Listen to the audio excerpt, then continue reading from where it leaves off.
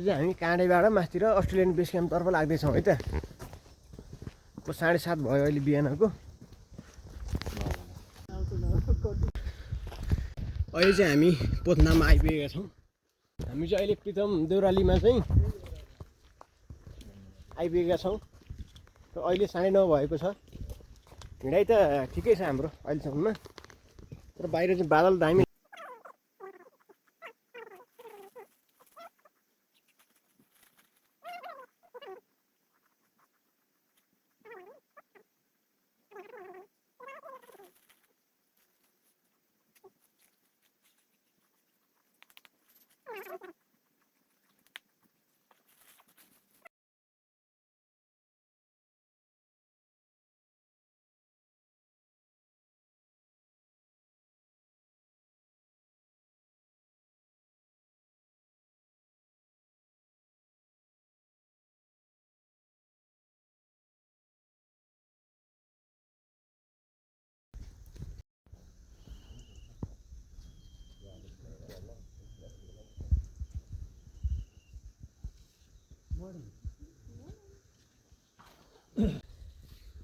सुत्रा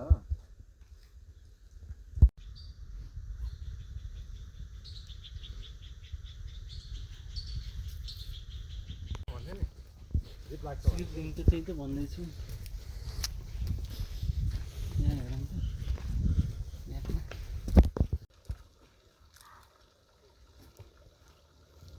rest क्याम्पबाट हामी चाहिँ 8:20 हिँडेका थियौँ र अहिले 9:40 लो क्याम्प भयो नि यो, त्यसमा आइपुग्यौँ।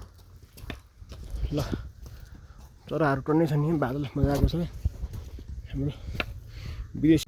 अहिले चाहिँ हामी रेस्ट क्याम्पबाट लगभग 2.5 घन्टामा बादल डाँडा आइपुग्नु लाग्यौँ र यहाँको मौसम पुरै अहिले बादलै बादल छ। यो हिँडाइ राम्रो छ अहिले ट्रेकको लागि। अब वन जङ्गलको राम्रो भ्यू हेर्न सकिन्छ मार्जिन ट्रेकमा चाहिँ। हामी चाहिँ हिजो पोखरादेखि काँडे हुँदै हिजो बेलुका रेस्ट क्याम्पमा आएर बस्यौँ। त्यसपछि अहिले लगभग बिहानको 11 बज्नलाई 15 मिनट बाँकी छ र यो बेलामा हामी बादल डाँडा आइपुगेका छौँ। यहाँको भ्यू चाहिँ अहिले पुरै बादल छ, टोटल्ली केही देख्न सक्ने अवस्था छैन। मौसम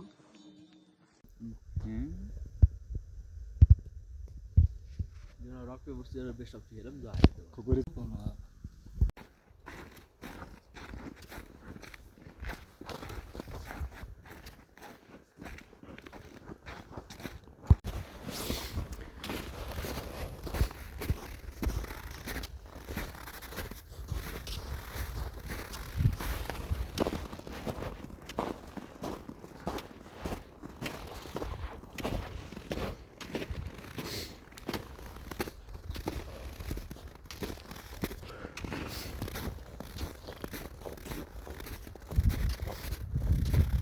अझै माथि हो के हो?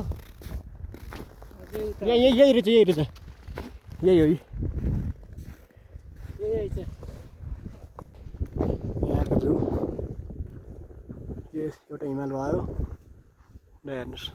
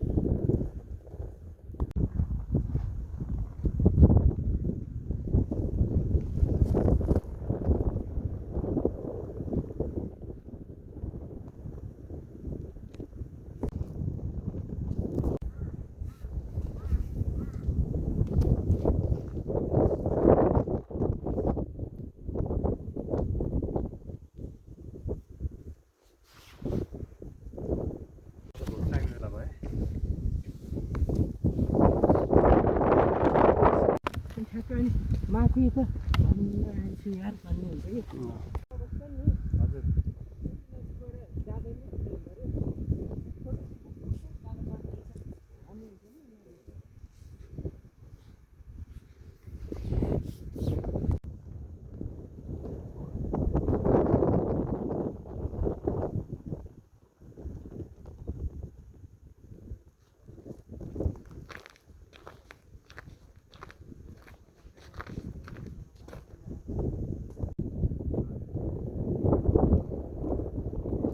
भ्यू पोइन्टको माथि अलिकति सबै तपाईँको त्यही हो त्यो हाम्रो खाजा सहितको होइन त प्याकेज 6 घन्टा यहाँबाट अब हाइक्याम्पमा खाजा खाइन्छ त्यो तपाईँ रेड बुल खानुभयो खाऊ न खानु खानु खाम भयो थोरै थोरै खाम त निकाल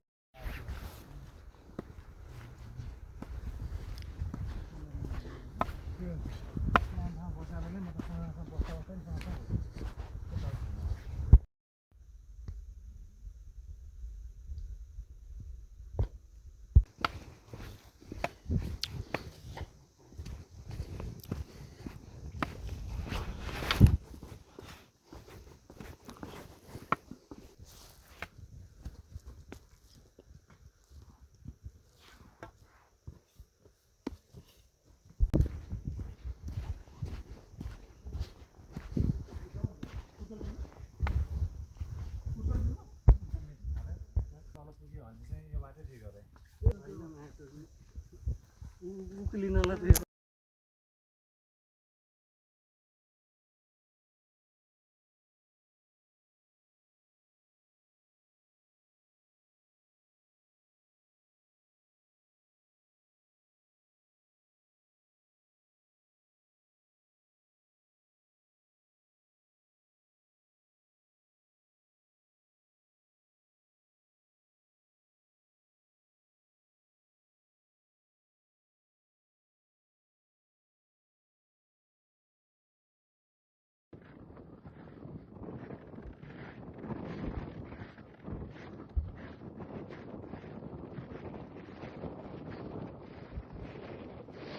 छाया देखिँदैछ के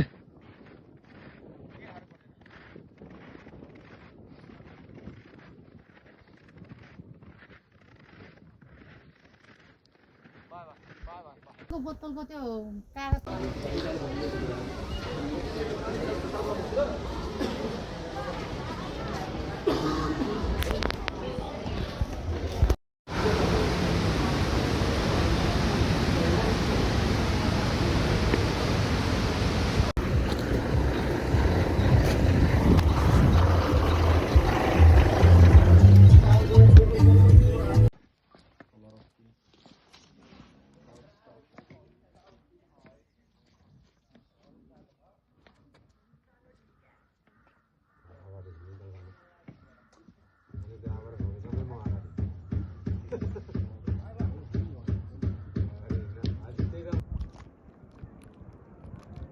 एकदम गजब